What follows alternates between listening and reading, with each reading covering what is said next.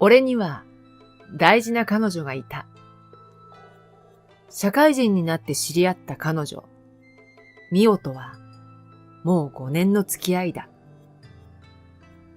出会いは入社式の時だった。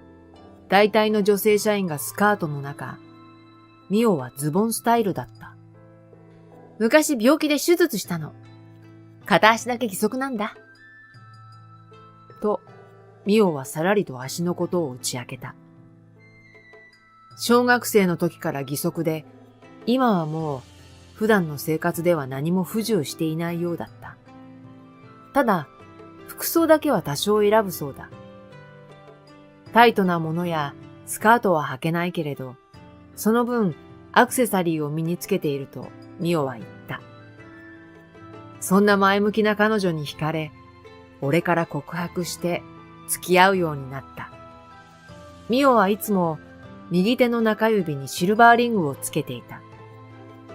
美術室に置いてある像が頭に巻いていそうな草の形をした指輪だった。病気を治して今もこうして元気で生きていられるのはこの指輪のおかげなんだ。と、ミオはそれは嬉しそうに話した。じゃあ、俺もミオに大切な指輪を渡してもいいか。そう言って、お互い28歳になった時に、俺は彼女にプロポーズした。俺は両親に会わせる前に一度きちんと彼女の話をしようと、久々に実家に帰った。結婚したい人がいると伝えると、両親は喜んだ。二人で撮った写真を見せながら、ミオのことを話そうと、両親に写真を渡した。父が、可愛い娘さんじゃないか、と喜ぶ隣で、母は顔面蒼白だった。ひょっとして、これは私が作った指輪だわ。あの時の入院していた女の子なのね。母はそう言った。わけがわからなかった。何の話だろう。戸惑う俺と父に、母は昔のことを話してくれた。それは17年前のことだった。母が看護師として勤務していた病院に11歳の女の子が入院してきた。その子は骨肉腫という病気で抗がん剤治療と腫瘍のある足の手術が必要だった。悪い部分を手術で取り除くため、足は義足になる予定だった。そして薬の副作用で髪は抜けてしまい、11歳の女の子には辛い毎日だった。スカートが履けなくなる。髪が抜けてもう嫌。女の子は落ち込んだ。女の子の入院している棟を担当していた母は、その子が俺と同じ年だったこともあって、放っておけなかったようだ。手なら可愛くできるよ。母は女の子にそう言って、指輪やマニキュアを提案した。足がなくなってしまっても手にアクセサリーをつければ可愛いよと。それにあなたが退院するまで私が一緒にいてあげるから。母の言葉に女の子はうなずいた。部屋の中でマニキュアをすると匂いが充満するので、屋上や外で楽しんだ。おつぼねに、マニキュアなんて、と怒られても、女の子のおしゃれのために、こっそりやっていた母、親身になってくれる看護師の母に、女の子も少しずつ明るくなっていった。そんな様子を見て、母も嬉しかったようだ。それから母は、女の子が手術を頑張れるようにと、指輪を手作りすることにした。仕事から帰ってくると、母はアートクレイシルバーで指輪を作り始めた。銀粘土と呼ばれる素材でリングの形を作って、指に触れても痛くないよう、きれいに削って焼いて磨いた。俺は工作に興味はなかったが、そういえば小学生の頃、母が家で指輪を作っている姿は見たことがあった。まさか、それが入院していた女の子のために作っていたとは、当時は思わなかった。手術を1週間後に控えたある日、母は女の子に手作りの指輪を渡した。それまでプラスチック製の指輪しかしてこなかった女の子は、大人っぽい指輪に目を輝かせて喜んだ。一番患者さんに寄り添った看護師でありたい、という信念で仕事をしていた母。仕事終わりの作業と、父が転勤するかもしれないというバタバタで、その時の疲労はマックスだったが、女の子の笑顔で全てが吹っ飛んだ。これ看護師さんが作ってくれたの？ここちょっといびつ。ごめんね。手作りだから少し不格好なのは許して。うん、いいよ。女の子が左手の薬指につけようとしたので、母は止めた。そこは恋人と結婚する時でいいんじゃない？すると女の子は泣きそうな顔で言った。結婚できるまで生きられるかわからないから。そんなことないよ。母はしゃがんで女の子の手を取り、勇気づけた。女の子は母と出会って明るくなったが、心の中では不安だった。手術がうまくいくのか、いつまで生きられるのか。母は大丈夫と背中をさすって、その指輪を右手の中指につけてほしいと言った。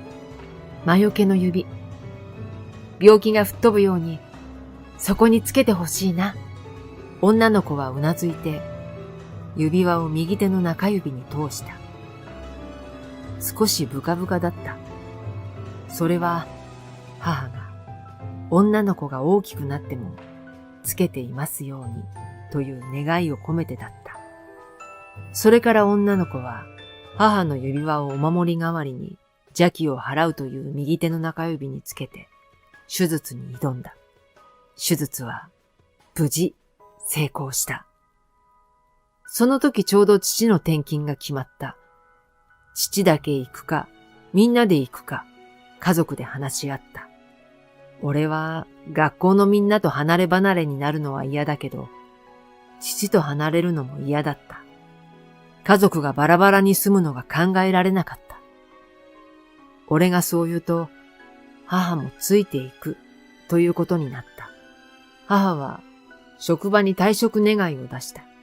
母の担当していた病棟の患者さんがその話を聞き、ありがとうね、と母にお礼を言った。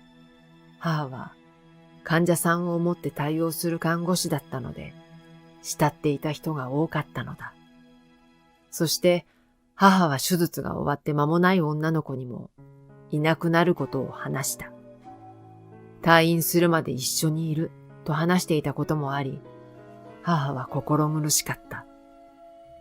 女の子の経過を見守ることなく辞めることを言うと、女の子は泣いて怒った。私が退院するまで一緒にいるって言ってくれたのに、まだ治療は終わってないのに、勝手にいなくなるなんて、嘘つき。女の子は大泣きした。けれど母はどうすることもできなかった。ごめんねと謝っても、女の子はポコポコ殴るだけだった。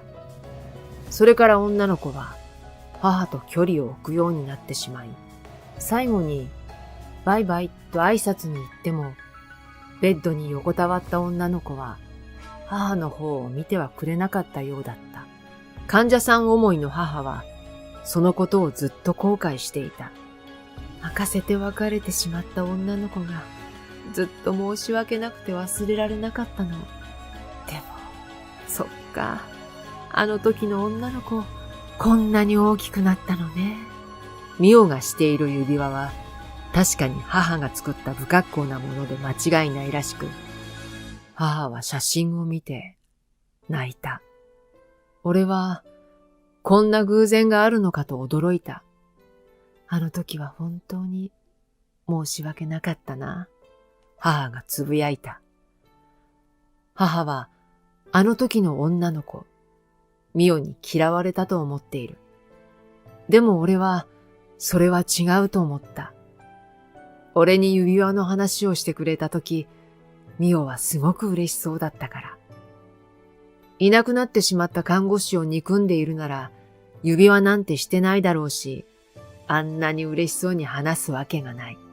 俺、この間この子にプロポーズしたんだ。今度連れてくるから会ってほしい。父は二つ返事で受け入れてくれた。母は気まずそうな顔だった。誤解を解くためにも、俺は絶対連れてこなければいけないと思った。それから2週間後、緊張するミオを車に乗せ、俺は実家に向かった。到着すると、ミオは手土産を持って車を降りた。今日もミオはお守りの指輪をつけていた。俺が先に入ると、ミオが後ろからついてきた。緊張した表情の父と母が玄関までやってきた。母の表情は硬かった。こんにちは。はじめまして。松本美代と申します。あつしくんとお付き合いをさせていただいております。堅苦しい挨拶に父がリラックスしてくださいと招き入れた。終始緊張気味の美代をそっと押し、それから母の肩も叩いた。ソファーに座って、俺たちは出会いのことから両親に話した。そして結婚することも伝えた。ミオは自分の過去の病気と義足のことを話した。ゆったりしたズボンを履いていたミオだったが、足首の義足は見えていた。父が母に向かってうなずき、母は意を決したように口を開いた。前に息子に写真を見せてもらった時にも指輪をしていたけど、それって聞かれたミオは指輪を大切そうに撫でて、これは私が入院していた時に看護師さんがくれたものなんです。病気が良くなるようにって、と答えた。母は苦しそうな顔をした。でも、その看護師さんが急にいなくなることになっちゃって、寂しくて怒って大泣きしたんです。大好きだからいなくならないでって言いたかったんですけど、伝えられませんでした。あの時本当は寂しかったけれど、それをうまく伝えられなかったということを、ミオは打ち明けた。その言葉を聞いた母の目には、涙が溢れていた。慌てるミオに、母も打ち明けた。実は私、あの時の看護師なの。最後まで一緒にいられなくて、ごめんなさいね。私、あの時の女の子にずっと嫌われてると思って生きてきたの。ミオが駆け寄って首を振った。そんなことないです。私はずっと大好きでした。あの時は拗ねてごめんなさい。ずっと大切だったから、今もお守りとして指につけているんです。あなたのおかげで病気が治って、元気に生きてこられたんです。母は、ごめんね。という言葉から、ありがとう。と言って、ミオの背中をさすった。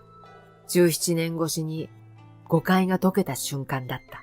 あの時の後悔をずっと胸に秘めて、嫌われたと思いながら生きてきた母は、ミオがずっと指輪を大切にしてくれていたことをとても喜んだ。母の指輪の力とミオ自身の生きようという思いのおかげで、病気が再発することなく元気に生きた。ミオは今、右手の中指には母からの、そして左手の薬指には俺からの指輪をつけている。母が願いを込めて作った指輪をお守りに身につけ、病気を完治したミオは、今、俺と結婚して毎日楽しい新婚生活を送っている。